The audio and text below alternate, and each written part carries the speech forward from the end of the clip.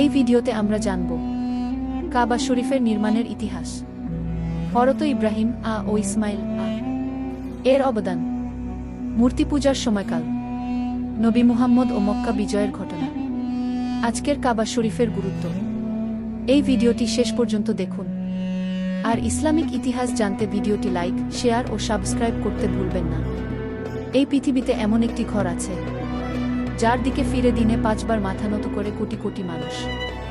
এই ঘর কোনো রাজপ্রাসাদ নয়, তবুও এটাই পৃথিবীর সবচেয়ে সম্মানিত ঘর।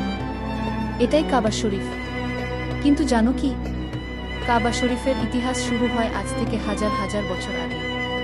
কাবা শরীফের নির্মাণ অর্ধশূন্যতে অর্ধওয়ান্টে আল্লাহ তাআলার আদেশে হযরত ইব্রাহিম ও তার পুত্র হযরত ইসমাইল মক্কার নির্জন মরুভূমিতে নির্মাণ করেন কাবা শরীফ।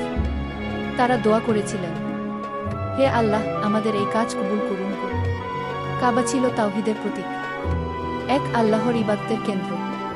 শিরকের সময়কাল অর্ধওয়ান্টে দুপনেরটে সময়ের সাথে সাথে মানুষ পথভ্রষ্ট হয়ে যায়। কাবা শরীফে স্থাপন করা হয় 360টি মূর্তি।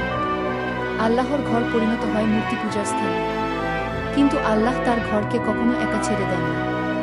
নবী মুহাম্মদ ও কাবা দুপনেরটে ত্রিপনেরটে এই মক্কাতেই জন্ম নেন। আল্লাহর শেষ রাসূল হযরত মুহাম্মদ, তিনি মানুষকে ডাকেন এক আল্লাহর পথে। কুরাইশরা বিরোধিতা করে, নির্যাতন করে, কিন্তু সত্যকে থামানো যায় না। 630 খ্রিস্টাব্দে নবী শান্তিপূর্ণভাবে বিজয় করেন মক্কা।